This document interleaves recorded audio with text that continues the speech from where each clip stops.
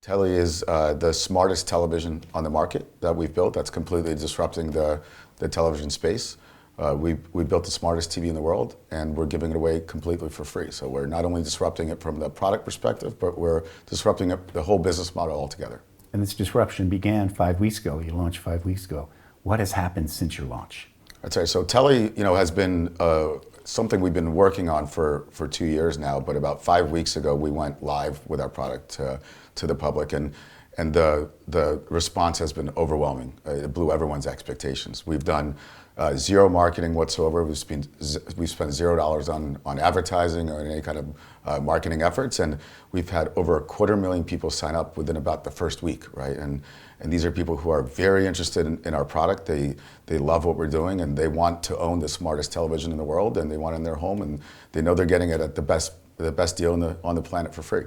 Now, the word free can throw some people, particularly marketers. They might not think that that is the most attractive demographic that's going to come after. What have you learned about the people that are signing up so far, the first 250,000? Are they attractive from a demographic perspective for advertisers? Yeah, so I can tell you from my last company that I co-founded, Pluto TV, we proved that free absolutely is a way to go. It's a great way to market a product. Pluto's got over 80 million users, over $1 billion in revenue, and we're doing the exact same thing with Telly now with hardware instead of a streaming service. And a lot of people thought that the kind of people that would sign up to get our TV would be low income and low budget, and that was completely wrong, right? The kind of people that are signing up are actually over-indexing on income. They're smarter, they're wealthier, they're 2/3 Gen Z and millennials. So this is a product that we knew that was going to be broadly accepted by most people in the United States, and it's proven out. So you're off to a great start. In terms of scale, where do you see this going? What is there a number that to you would be success in terms of scale, reach, that type of thing? How big can this get? Yeah, so today Telly's already in homes, and we're seeing a tremendous response. People are using it as their primary TV and using it in so many different ways beyond just a standard television experience. And we've built a huge wait list of people that want our product, and we're planning on delivering 500,000 units this year alone and going into millions and millions of units next year. That's terrific. Now, from an advertiser perspective, where does the advertising revenue come from? Yeah, so what's interesting about our business model is because we have a dual display television, we have an opportunity to advertise on both screens.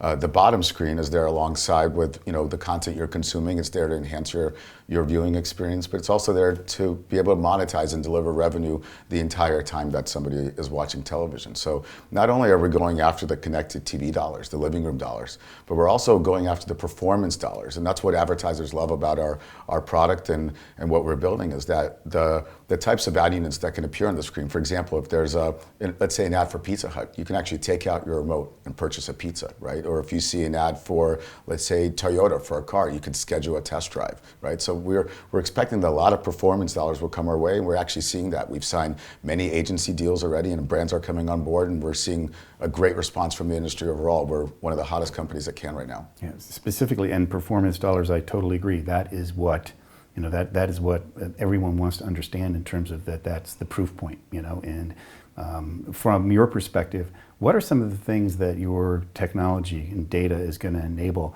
that is going to be part of that proof of performance? Yeah, so in order to get performance dollars, first of all, you have to have full addressability, right? So unlike any other TV out there, we have the ability to target consumers and brands to be able to deliver units on a one-to-one basis, right? So instead of trying to extrapolate data and plug in to see who's possibly going to receive my ad, we actually already know that. We know we have data about the consumer. We know what they want. These are people that are fully opted in, right? They told us what kind of car they drive, when their lease is up, what their favorite food brands are, et cetera. And when an advertiser wants to reach those consumers, they do it on a one-to-one, fully addressable data. We have what we call zero-party data, right? Where users gave us that data, they opted in, and that's the value exchange, right? They got a free TV in exchange for it. But the amazing thing about it is they're actually seeing ads that are relevant. People love advertising as long as the advertising is actually relevant, right? And brands want to reach homes that are actually relevant to them. Yeah, and I'm very gratified by the spike that you saw in the first 5 weeks, and it's a great start.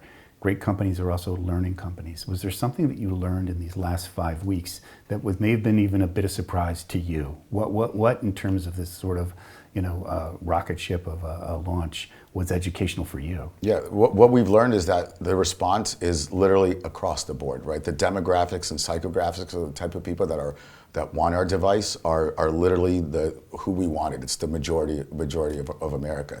We've also learned that from the advertisers, the brand perspective, data perspective, everyone wants what we're offering, right? They want to connect those dots between the consumer and the advertising revenue. So we're there, and we're about to take the market very quickly. And there's a lot of advertisers that will try and will test.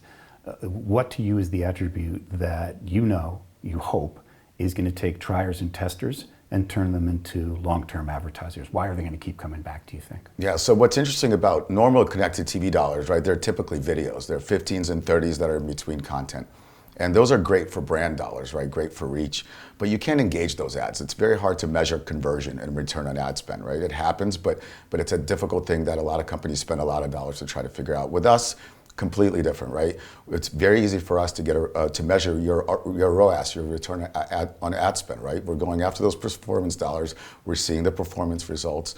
Our ads are much closer to mobile and web inventory where we can actually take action, click, convert, purchase, engage, right? So we're seeing that kind of response, but we're also merging that together with living room, where you're in front of the whole family and you're able to have the ads fully addressable based on the content people are watching and the type of consumer that's in the home. Ilya, thank you for taking this time. I know Cannes has been a bit of a whirlwind for you for good reason.